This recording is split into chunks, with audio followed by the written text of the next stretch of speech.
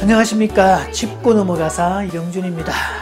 여기는 자녀 교육, 자녀 양육, 우리가 기존에 알고 있던 심리학도 짚어보고 지나가자 라는 코너이고요. 다 큰 자녀 싸가지 코칭, 왕이 된 자녀 싸가지 코칭.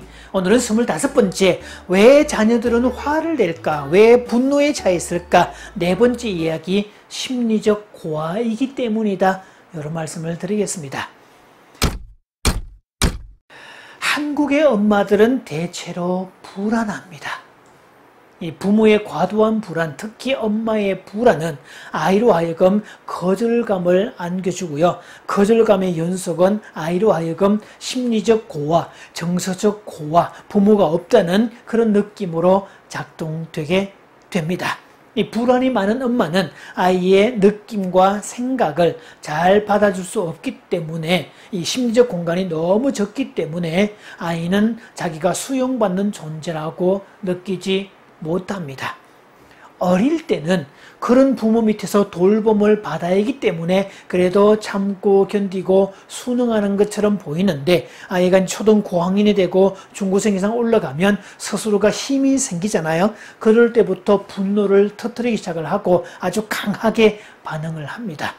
그동안 엄마에게 수없이 다가갔는데 결과적으로 계속 발길질을 당했기 때문에 엄마하고는 말도 섞기 싫어하고 엄마라는 말만 들어도 경기를 일으키고 엄마는 무조건 싫어 이렇게 말하는 아이들이 됩니다. 그렇게 말하는 아이를 보면 엄마는 또 가슴이 철렁 내려앉아서 더 큰 불안의 늪에 빠지는 악순환이 됩니다. 엄마의 불안이 아이들로 하여금 심리적 고아를 만든다. 이것을 이렇게 설명을 해보겠습니다. 항공모함이 있죠. 아주 큰 배인데요. 항공모함에서 출정하는 비행기가 임무를 마치고 귀환을 합니다. 그런데 돌아와 보니까 착륙할 곳이 없습니다. 그 항공모함이 공격을 받아가지고 격침되는 바람에 어디 착륙할 곳이 없어졌다는 뜻입니다.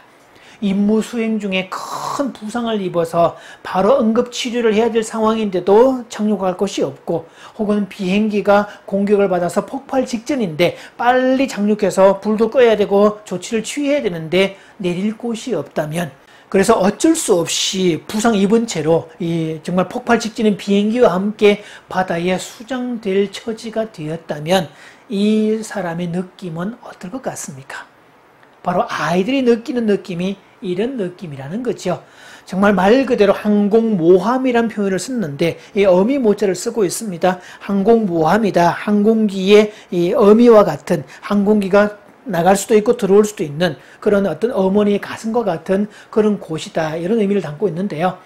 엄마의 불안지수가 과도하게 높을 때는 아이가 억울함이나 아픔이나 절망이나 푸념이나 이런 것들을 표현해 올 때 그냥 그걸 충분히 받아주어야 되는데 이 작업이 안 되면 아이는 결과적으로 자신의 마음을 전달하는 경험을 해본 적이 없고 엄마는 그것을 단 한 번도 받아준 적이 없다는 뜻이 되죠. 마치 엄마가 없는 애처럼 아이 입장에서는 하소연하고 푸념을 늘어놓고 상처와 아픔을 이야기할 수 있는 대상이 없는 그런 존재라는 뜻입니다. 그렇게 계속 거절을 당하다가 이제 자신이 힘이 생기면 이제 반항을 시작을 하고 쌓아두었던 분노를 한꺼번에 폭발을 시키기 때문에 엄마들은 적잖이 당황하게 되죠. 그래서 영문을 모르는 엄마들은 자녀가 사춘기가 돼서 그렇다거나 혹은 나쁜 친구를 사귀면서 그랬다거나 혹은 맨날 스마트폰 만지고 게임 중독에 빠져서 그렇다 뭐 이렇게 해석하는 분들이 들어 있습니다. 그러면서 또 심각한 걱정을 하기 시작을 하죠. 가정 내의 상황으로 설명을 해보면 이렇습니다. 자, 아이가 어느 날 엄마에게 이렇게 이야기합니다. 엄마 나 학교 가기 싫어 라고 할 때 1차적으로는 아이의 지금 감정입니다. 우선은 말하는 아이의 말 자체를 들어주고 그 이민의 마음까지 읽어줘야 되는데 불안이 많은 엄마는 아이가 학교를 안 간다는 말에 가슴부터 철렁 내려앉습니다. 그러면서 성급하게 문제를 해결하려고 하죠. 얘는 무슨 소리 하고 있어. 학교는 꼭 가야 돼. 자, 학교를 안 가면 나중에 못 먹고 살아. 이런 식으로 반응을 합니다. 이것을 선생님처럼 말하기라고 그러는데요. 또 혹은 이렇게 얘기합니다. 너 학교를 안 간다는 것 자체가 틀려먹은 거 아니냐? 이렇게 비난을 하거나 이놈의 자식이 깨어러 터져가지고 왜 학교를 안 가? 죽으려고 환장했냐? 이런 식으로 혼을 내면 엄마는 자기 말을 들어주지 않는 사람이라고 단정합니다. 학교 가기 싫어 이렇게 말을 하면 왜 학교 가기 싫어? 라고 한번 되뇌어주는 게 필요한데요. 이것을 화법에서는 카피하기, 복사하기라고 부르고 백트리킹, 이 눈 발자국을 밟아가는 것을 똑같이 밟아가는 것처럼 했던 말을 한번 되뇌어주는 작업을 얘기를 합니다. 그 다음에 왜 그러는지 무슨 이유로 그러는 건지 그렇게 대화를 통해서 쭉 풀어가면서 감정은 감정대로 받고 문제는 문제대로 분리해서 어떻게 하면 풀어갈지를 생각을 하셔야 되는데 불안이 많은 엄마는 자, 문제와 감정을 한꺼번에 연결해서 전부 다 감정으로 처리할 수가 있죠. 그러면 이 작은 것도 전부 다 문제가 되기 때문에 심각하게 다가올 수가 있고요. 그러면 아이는 정말 자기 감정도 수납이 안 됐고 졸지에 문제아라는 딱지까지 붙이는 그런 경우가 됩니다. 학교를 안 가겠다는 말은 지금 단순히 푸념일 수도 있습니다. 푸념이란 말은 의지의 표현, 즉 안 가겠다는 의미가 아니라 지금 싫다는 느낌의 표현입니다. 그런데 친한 친구끼리 그런 얘기를 할 때 한 친구가 학교 가기 싫어 라고 할 때 친한 친구는요, 학교 가기 싫어? 그래, 아이고 나도 가기 싫어. 그런데 어떻게 했어? 뭐 가긴 가야지, 학생인데 뭐. 이렇게 감정을 받아주면 그러면 이쪽에서 그래, 아이고 그래 가긴 가야지. 근데 솔직히 진짜 학교 가기 싫다? 이쪽 친구도 맞아, 진짜 학교 정말 짜증나, 나도 싫어, 이렇게 얘기를 하면 그런 얘기를 통해서 감정이 수납되었기 때문에 학교를 안 가겠다는 의지의 표현으로 발동되지 않습니다. 그래서 푸념을 푸념으로 받아주는 그 관계, 안전한 관계를 세이프티가 제공된 관계다라는 표현을 씁니다. 엄마는 그런 안전기지, 항공모함이어야 되는데 푸념을 푸념으로 받지 못하고 불평으로 받아들이고 문제로 받아들이면 아이는 자기 감정도 수납이 안 됐고 졸지에 문제아라는 딱지까지 부여받습니다. 그래서 푸념을 문제로 받아들이는 엄마에게 아이는 자기 마음을 풀어놓지 않습니다. 자기 이야기를 들어주는 사람이 아무도 없다고 느낄 때 존재의 이유까지 사라집니다. 그래서 외형상으로는 부모가 존재하고 있지만 외부적으로는 좋은 환경이 다 제공되고 있지만 심리적으로는 고아로 자라는 셈이죠. 자, 실제로 아이가 학교를 안 간다고 결심을 했다면 이 자녀의 깨어름이 문제일 수도 있고 학교의 시스템이 문제일 수도 있습니다.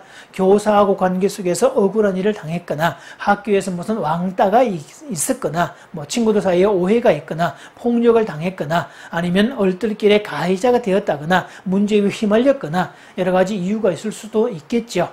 그래서 문제를 풀려면 문제의 소유자부터 명확하게 구분을 하고 그래야 되는데 학교 가기 싫다라고 할 때 문제의 소유자는 아이지 엄마가 아닙니다. 근데 불안이 많은 엄마는 아이가 그렇게 말을 할 때 문제의 소유자를 본인 것으로 갖고 옵니다. 그래서 아이는 단순 푸념 정도고 그래서 문제의 정도가 한 30밖에 안 되는데 반사적으로 그거를 자기 문제로 받아들이는 엄마는 옆에 있는 애보다 300 정도의 문제로 얘기를 합니다. 애가 30 정도의 한숨을 쉴 때 엄마가 옆에서 300 정도의 한숨을 푹 쉬면 아이는 어떻게 그 마음을 엄마한테 털어놓을 수 있을까요? 가끔 싸가지 코칭을 의뢰해오는 그 부모들 중에는요, 아이가 초등학교 때까지는 혹은 중학생 때까지는 성적이며 행동거지며 뭐 하나 흠잡을 데 없이 완벽했는데 중학교 들어오면서 고등학교 들어오면서 상급 학교로 진학하면서 애가 완전히 틀어졌다, 돌변했다 그렇게 말하는 분들이 들어 있습니다. 그러면서 애꿎은 친구 탓으로 돌리거나 흔히 나쁜 친구라고 말하는 이런 친구 탓으로 돌리거나 스마트폰 때문에 그렇고 게임 중독 때문에 그렇다 이렇게 해석을 합니다. 갑자기 돌변한 게 아니라 그동안 오랫동안 누적되어 온 게 그 시점에 폭발된 겁니다. 자, 그 이전에 문제가 되지 않았던 것은 비록 불안이 많은 엄마였지만 아이가 어릴 때는 그 불안의 소지가 될 만한 모든 것들을 엄마가 다 처리를 해줄 수 있었기 때문이죠. 자, 그러다가 아이가 성장을 하면 엄마가 처리해 줄 수 없을 뿐 아니라 아이가 힘을 가진 주체가 되었을 때 이전과는 정반대 상황으로 드러날 수밖에 없어서 그렇습니다. 불안은 불신으로 처리가 되고 불신은 거절로 처리가 됩니다. 이 거절의 연속은 심리적 고아를 만든다고 그랬죠. 자녀는 어릴 때부터 부모, 특히 엄마가 자신을 믿어주지 않았던 것에 대해서 불만하고 분노하는 것이죠. 따라서 엄마는 불안의 근원지가 어디인지 그 불안이 자신의 문제이기 때문에 자신의 불안부터 해결을 해줘야 항공모함이 되어서 아이의 편이 돼줄 수도 있고 아이의 푸념도 받아줄 수 있고 아이의 아픔이나 그런 것들도 다 들어줄 수 있는 그런 존재가 될 수 있습니다. 자, 부모, 특히 엄마는 바다와 같아야 됩니다. 바다는 어떤 강물도 다 수용합니다. 많은 강물도 수용하고 흙탕물도 다 받습니다. 여러 강에서 강물이 한꺼번에 밀려와도 다 수납합니다. 그러면서도 스스로 자정 능력이 있어서 생명력을 유지합니다. 그 속에서 온갖 해양 식물과 해양 동물들이 자랍니다. 그리고 태풍을 통해서 바닷물 전체를 헤집습니다. 그렇게 또 물 자체를 정화시켜서 생명력을 유지하지요. 그리고 생명의 젖줄입니다.